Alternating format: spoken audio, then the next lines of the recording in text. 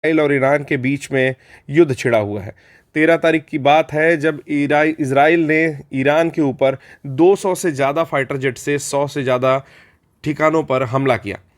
इसमें नटांज एक शहर है, नटांज एक जगह है जहां पर ईरान के न्यूक्लियर ठिकाने हैं, तो वहां पर हमला होने से रेडिएशन की आशंका बढ़ गई है, जिसे IAEA international atomic energy agency ने कंफर्म किया है।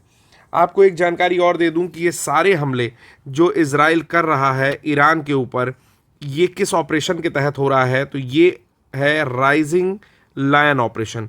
एग्जामिनेशन में इस पर क्वेश्चन देखने को मिल सकता है। तो ये सारे हमले इजराइल ने ईरान के ऊपर राइजिंग लायन ऑपरेशन के तहत किए हैं। इसके पीछे एक छोटी सी स्टोरी है जो कि बाइबल कथा से प्रेरित है। बाइबल कथा के अनुसार बालाम एक व्यक्ति है जिसे इजराइलियों को श्राप देने के लिए रखा जाता है, लेकिन बालाम जितनी बार भी श्राप देने की कोशिश करता है, बदले में आशीर्वाद ही उसके मुंह से निकलता है। ये सब कुछ एक स्वर्गदूत के कारण होता है। इसी में एक वाक्य लिखा है कि देखो, लोग एक बड़े शेर की तरह उठेंगे और एक जवान शेर की तरह खुद को ऊपर उठाएंगे। वह तब तक नहीं सोएगा जब तक वह शिकार को ना खा ले और मारे गए लोगों को खून ना पी ले। आपको बता दूं कि शुरू होने से पहले लड़ाई बेंजामिन नेतन्याहू जो कि इजराइल के प्रेसिडेंट हैं, वो वेस्ट दीवार जो कि पश्चिमी दीवार है, जिसे पवित्र दीवार माना जाता है, उसमें एक छोटी सी पर्ची जा करके रखते हैं जिस पर यही स्टेटमेंट्स लिखे थे।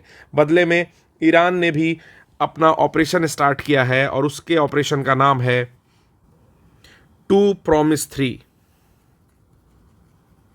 2 Promise 3 आपको ये भी कहीं देखने को मिल जाएगा। तो ईरान ने जो रिटेलिएशन किया है, जो अटैक किया है, वो 2 Promise 3 है। हालांकि बहुत ज़्यादा अटैक जो हुए हैं वो इजराइल के आयरन डोम ने रिटेलिएट कर दिए हैं। लेकिन एक वीडियो जो जारी हो रहा था कल रात, उसमें एक रेजिडेंशियल बिल्डिंग पर एक बैलिस्टिक मिसाइल जो कि छोड़ी गई थी ईरान के द्वारा, वो आकर के गिरती है और इसमें अभी तक इजराइल के अनुसार 2 लोगों के केवल हताहत होने की खबर इन्होंने एक्सेप्ट की है। तो ये थी न्यूज़ जो कि बहुत ज़्यादा चर्चा में है, तो इस पर क्वेश्चन भी आ सकता है ये सारी लड़ाई क्यों हो रही है। तो सारी लड़ाई इसलिए हो रही है क्योंकि इजराइल नहीं चाहता है कि उसके बगल का नेशन ईरान एक न्यूक्लियर इंडिपेंडेंट कंट्री बन जाए। ऐसा इसलिए क्योंकि वो उसका पता नहीं सही यूज़ करे या ना करे, इसीलिए ईरान पर इस तरह के हमले हो रहे हैं। भारत की बात करें तो भारत में ये कहा जा रहा है कि किसी को नहीं लगता कि इजराइल एकमात्र मुल्क है जिसने ऑपरेशन सिंदूर में भारत का समर्थन किया। ऐसे में भारत इजराइल के साथ रहेगा। धन्यवाद।